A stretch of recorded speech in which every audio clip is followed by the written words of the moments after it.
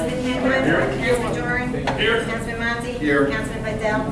Here. Councilman Jordan. Councilman Bartel, Mayor. Here. I want to speak to. Mayor. I ask for approval of minutes of November 19, 2012, regular and closed sessions. So moved. For the second. Second. Roll call. Intro, Councilman Henwood, second, Councilman Doran. Councilman Henwood? Yes. Councilman Doran? Yes. Councilman Monti? Yes. Councilman Vidal? Yes. Councilman Jordan? Yes. And Councilman Bartel, Mayor. Yes. Receive bids. Young Mayor. Adoption of public hearing of ordinances 1486, 2012, entitled An Ordinance of the Borough of Edgewater amending and supplementing Chapter 494 of the Borough Code in response to a newly passed state law regarding the licensing of massage therapists. At this time, I open the meeting to the public on ordinance 1486, 2012. Anyone wish to be heard? Excuse me, are you going to open the public general?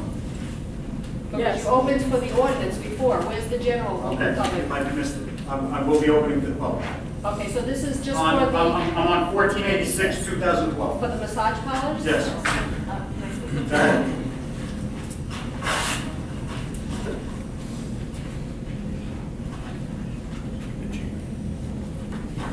Valerie Bardina, 16 Hudson Terrace, Edgewater, New Jersey. I think it's a great idea that you have this ordinance and that you're typing it up. However, without enforcement, it really means nothing. The few massage parlors that have been closed are reopened, you know, and doing business. So, enforcement. Question is, what type of business? The question is, what type of business? Is the legal kind of business? Massage, happy ending, I don't know. There's a few of them that you have to be a male to go into, so I don't know. Greg, maybe you should do an investigation. Greg should do the investigation, absolutely.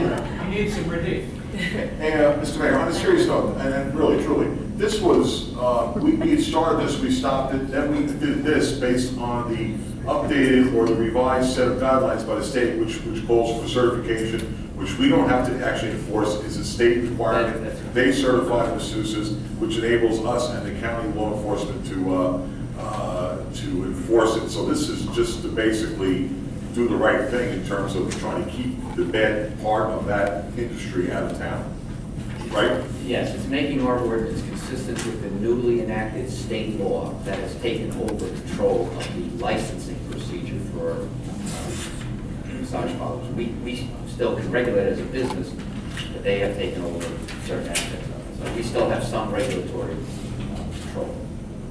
I understand that, and I understand about the state really regulates the licensing.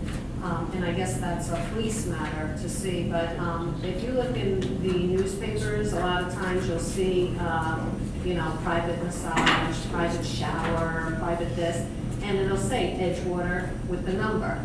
So I walk my dog, as you know, every night, and sometimes I detour down Dempsey Avenue, and I walk very late, 11 o'clock, 12 o'clock, and that place is booming. Really. And I, you know, sometimes I think I should take that camera. Anyway, thank you. Anyone else wish to be heard? Sir.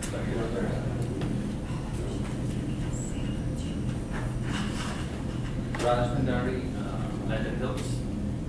Given the recent event that happened in Newtown, Connecticut, is there any thought given to? Am I talking about something different? Yeah, this open to the public is pertaining to 1486, 2012. Okay. Anyone else wish to be heard? Seeing none, I'll close the open portion of the meeting on 1486, 2012, an ordinance of the Borough of Edgewater, amending and supplementing Chapter 494 of the Borough Code in response to a newly passed state law regarding licensing of massage therapists. Do I have an introduction? Second. Kevin? Discussion? Roll call. An ordinance of the Borough of Edgewater amending and supplementing Chapter 494 of the Borough Code in response to a newly passed state law regarding the licensing of massage therapists is hereby adopted. Councilman Henwood? Yes. Councilman Doran? Yes. Councilman Monty? Yes. Councilman Bedell? Yes. Councilman Jordan? Yes. And Councilman Bartholomew? Yes. Motion passed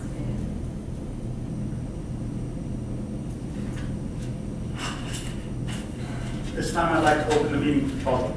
Anyone wish to be heard? Valerie?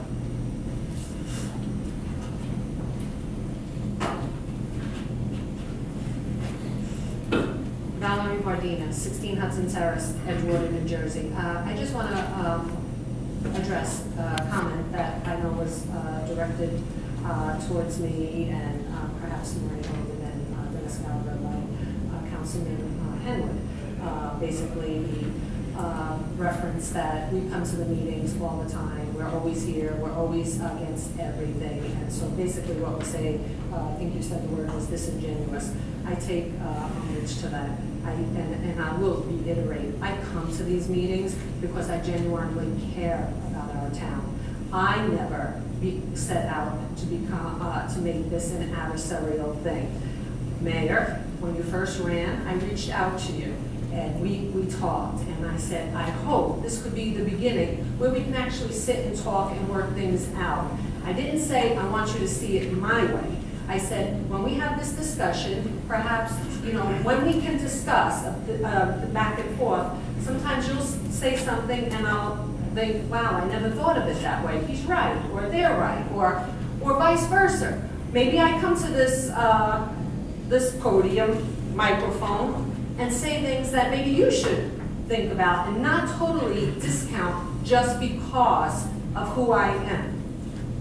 I think it's a travesty that I have an elected official who was elected to represent all the residents, not just the Democrats, not just the Republicans, not the Independents, the Green Party or anything, but all of them, in spite of their view.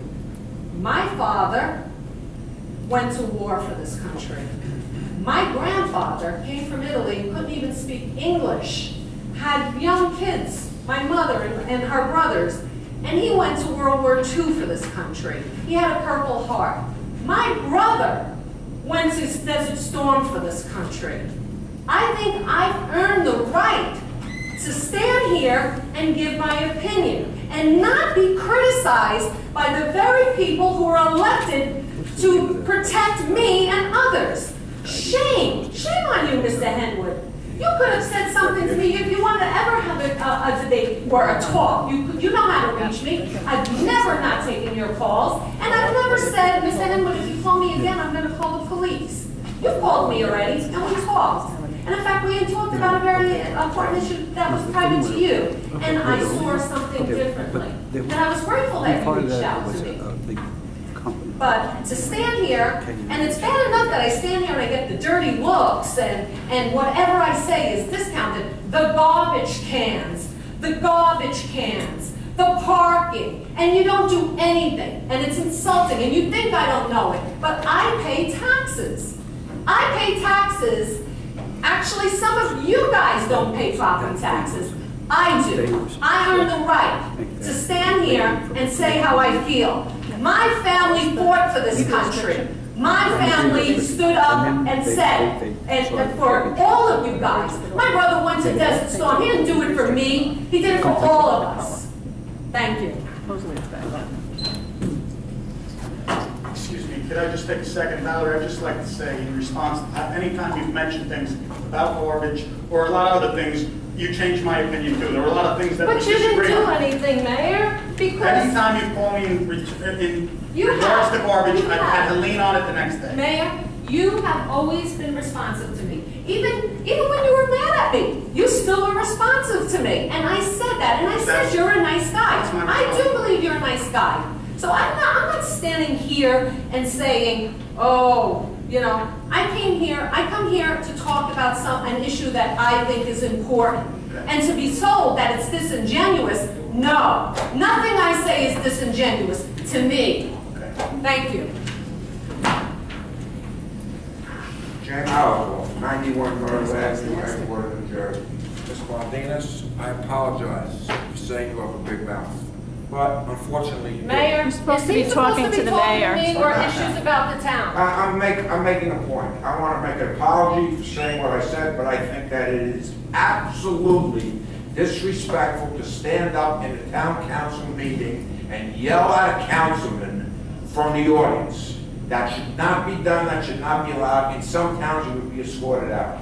Now, what I really want to talk about is that I think that the town should undertake some kind of a study, if it's still possible, to find out whether or not the railroad tunnel that runs underneath Cliffside Park to Fairview could be rehabbed by the federal government, and we could bring the light rail up to Edgewater, to at least to that point. That would be of benefit to this municipality to no end whatsoever. That's all I have. Thank you. Dennis?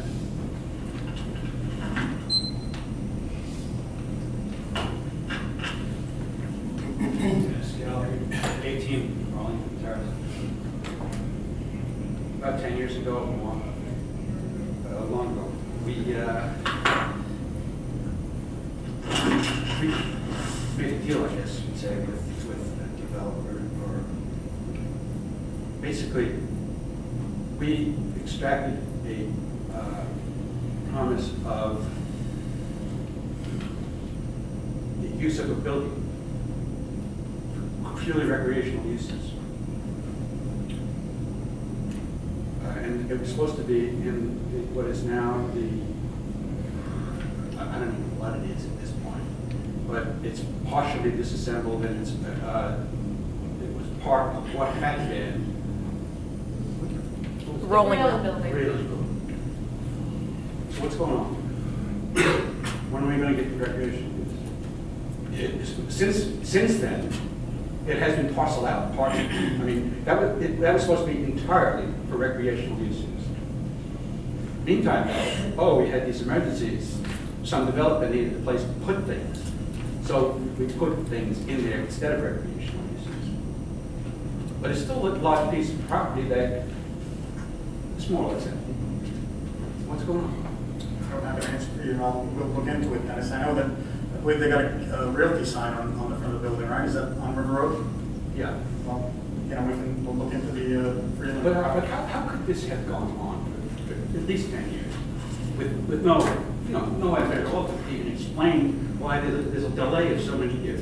This is something that was supposed to be a quid pro quo. We're getting something for something that we're entitled to because of the overdevelopment, actually, because of the intensity of the development here in town at that time, that long ago. And then everything that's gone on tonight has something to do with that. You know, we're densely, much more densely compacted at this point. Thank you. I would appreciate not just a response, but actually do something about it. I don't want just an explanation, is what I'm saying. Do something. Anyone else wish to be heard? Mary?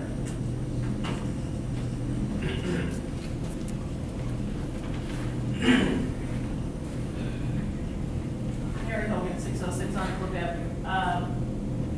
Two things first. The Binghamton boat is sinking rapidly, as well as the boat that is on the side of it. I don't know what that one's called. The other was called the side of it, or I don't know what this one's called.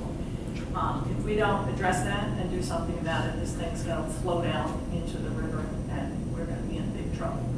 I would like to see some kind of enforcement in terms of that, or contacting the powers that be on the waterfront to make sure that that's done, because it is a very, very dangerous, and every day it becomes worse and worse. When I'm out there taking pictures on the damage to the walkway, every time I go, it's further into the water, further into the water. Secondly, the lights at Route 5. Still out? No, they're on. They're on. They weren't We tonight. we called the next day, the last meeting, and just the other night they were on. I walk every day, I see them. They're- And we're on The horseshoe. round pole turn? The horseshoe, yeah. Okay. Good, thank you. You see, we're not always adversaries, Mr. Henwood. I know that Karen Gregory is probably not a liar, but she certainly is incorrect. And what she has done is now you are all incorrect for what you just passed. This is a copy of the zoning ordinance that was approved, not ordinance, I'm sorry, the zoning resolution. DADD 04/006. It was approved 10/26/05, and it concerns the Aventine. The original lots on that property were Block 88, lots 11, 12, and 13, and Block 90, lots 41, 43, and 45. And in the ordinance you passed tonight, you made every one of those lots and blocks into the R5 zone. The resolution indicated that they wanted to do a major subdivision, which would create 3 lots, which would be lot 11.01, all in block 88. Lot 11.01, which is the existing retail. Lot 11.02, which is the actual condos, the Aventine condos. And lot 11.03, which was proposed to be a vacant lot, was going to be left vacant. And lot 11.01 and the lot 11.03 had a deed restriction, was to have a deed restriction on it, whether it was ever put on, I don't know, that there would be no residential buildings. You have now taken whatever portion of lots 88, block 88, lots 11, 12, and 13, and block 90, lots 41, 43, and 45, whatever portion of those lots make lot 11.01, and you have now made it an R5 zone, which is in violation of what your Board of Adjustment approved. And part of the problem we have here, as I indicated before, was I have a feeling that the major subdivision was never filed because it is not on our tax map. However, it is on our tax rolls. When you look at the Aventine projects, they are Block 88, Lot 11.02, and then each of the condominium units have their own qualifying number. Somewhere, and I know Mr. Vidal is to the tax office, somewhere that has to be corrected. This was in 05. It is now 2012. Every development that comes in, they get $500 to change the tax map. And this has not been done. And I am hoping, giving you the benefit of the doubt, that it's because the subdivision map has never been filed. And if the subdivision map has never been filed, it would make sense that the tax map has never changed. However, your tax collector has changed it. How that works, I have no idea how you can do that. How you can tax a lot that doesn't exist on your tax map. It just shows the total disarray, or whatever you want to call it, of the tax office in terms of getting the information, or whatever, wherever the failure is, from either the boards to the tax office, somebody following up and making sure that a major subdivision is filed with the county, and then the town gets a description of it and they can change their tax map. I don't understand how you can tax these properties.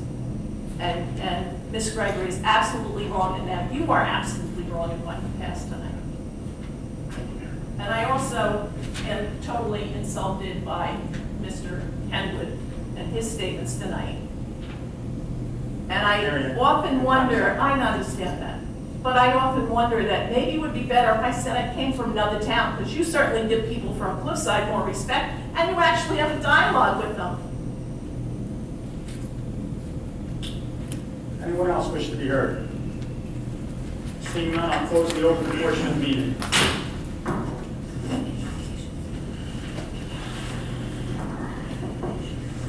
Communications petitions? Yes, Mayor. Letter dated November 30th, 2012, to the borough from Foremost Management by John Napoleone, Vice President. And basically, he's expressing his sincere appreciation and gratitude towards the DPW Superintendent Tom Quinton, Tom Jacobs, Jacobson, Borough Administrator Greg France, Fire Official Steve Curry, Fire Chief Rob Christensen, Borough Engineer Mike Berliner, Construction Official John Pizzello, for their instrumental response efforts following Superstorm Sandy. Throughout the storm and continued recovery efforts, all 7 borough officials have significantly helped to provide up-to-date information as well as coordinate restoration efforts throughout the town. And lastly, he wanted to personally extend his gratitude towards you, Mayor, for your role in the recovery efforts. And they recognize the multitude of items that you were faced with, and the coordination efforts could not have been successful without your aid and input. And thanks, Mayor. That's all for notifications. Councilman Henwood, do you have a committee report? Yes, Mr. Mayor. Regarding the police department, should be noted that the police chief is here tonight. And I personally want to thank Chief Skidmore for hitting the ground running on all fronts. And I won't go into any details due to the late hour. The reason he's here tonight is through the closed session staffing, which we're down 10 police officers, less than we've had in 2008. The mayor and council is, and along with the borough administrator, is looking at some statistics regarding staffing levels. So we have all our ducks in a row. We're going to talk about staffing levels in closed session tonight. And the only other issue, or the other good news, or lots of good news, but important news, is that our 911 system is almost fully complete. That will be first of all, a significant cost savings to the town over above things we've been late. And it's almost online, and I think he's doing a great job. Thank you. Councilman Dorn. Councilman Dorn. No, this one's Councilman Monty. No. Councilman Vidal. Councilman Jordan. No. Sorry. Councilman Bartolome. No. Resolutions, we have 2012-308 through 2012-323. Do we have any questions? Mr. Mayor, it's my understanding that the 2012-313, there's still fines due to the borough. It's still an ongoing issue. The mayor and council has and continues to be concerned about the condition of the property and is working on several fronts with regard to that and has been doing that for a while. I suggest and propose that we table that tonight. 2012-313, thank you. Any other questions or concerns? A question on the item in the column, or we can talk about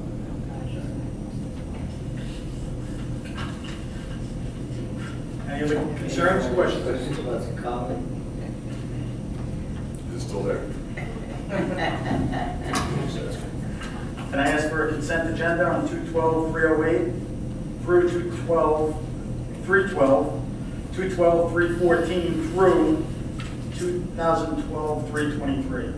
Do we need to vote on the table? Can I ask for a consent agenda? People. Oh, yeah. Do I have a consent agenda? So moved. Yes. Second? Roll call? Councilman Henwood. Yes. Councilman Dorn. Yes. Councilman Monty. Yes. Councilman Vidal. Yes. Councilman Jordan. Yes. And Councilman Bartolome. Yes. Motion passes. So it's in regards to 2012-313 Hudson Landing license renewal. If I may just add a couple of comments to Councilman Henwood's comments. Basically, they were scheduled tonight for they received a special ruling from the New Jersey Division of ABC for their past licenses, I want to say 2008, 9, 10, 11, and then we had to 11, 12. If the town authorized. However, I was going to ask that the council consider pulling it also tonight because they are not, as Mary had said, that boat is pretty submergent water. You cannot conduct business. So the license is not only inactive, we're going to have to renew the licenses, and at the time when I received, I noticed them because they really had to put that license into pocket status because the site 725, they're submergent water, they can't do business, therefore it becomes pocket. So I hope to receive documentation any day now, and when that happens, I do believe you might have to consider the action we take for the renewals, because they will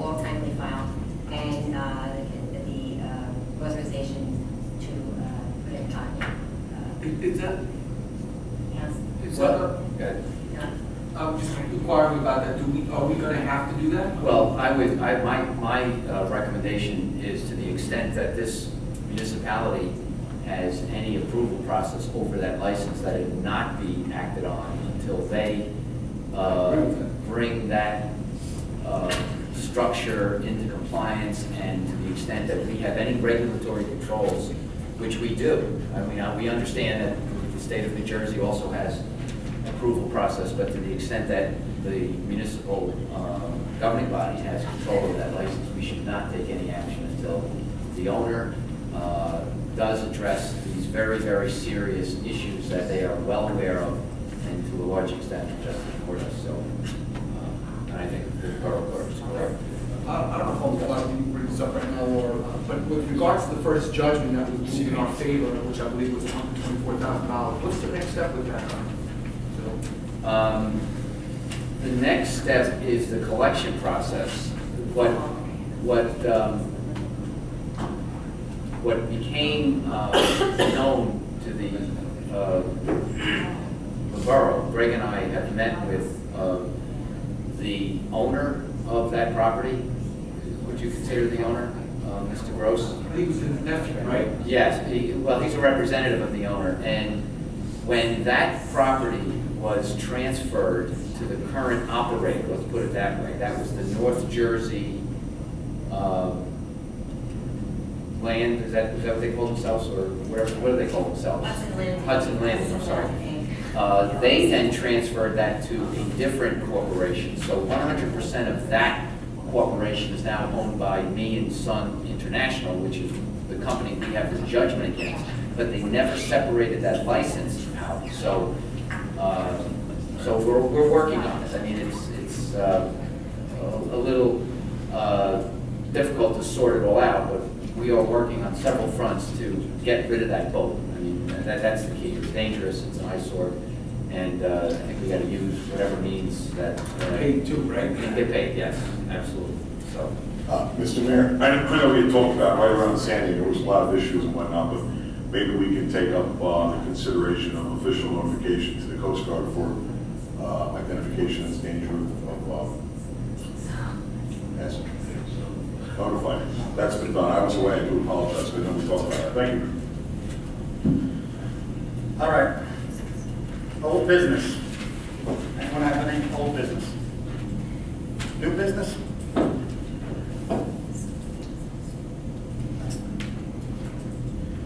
Administrative reports.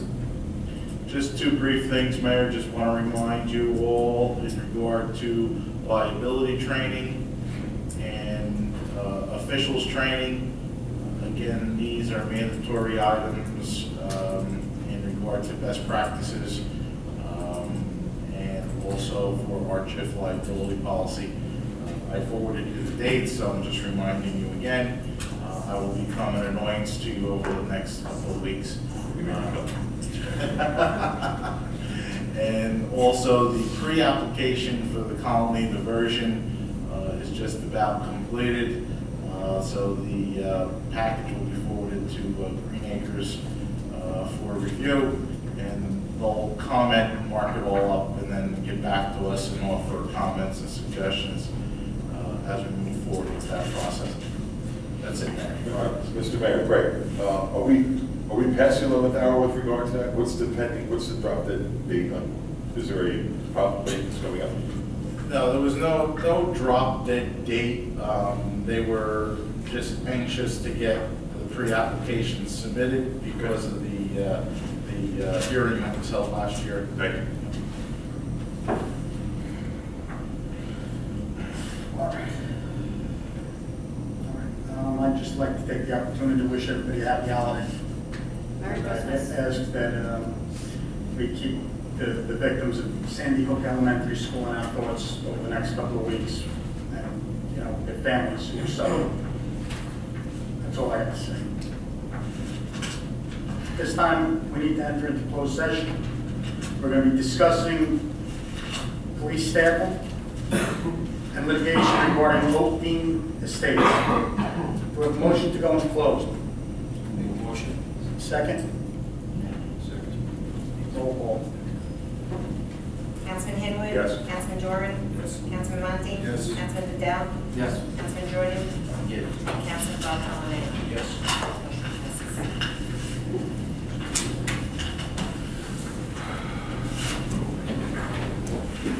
Not sure how long it's going to go.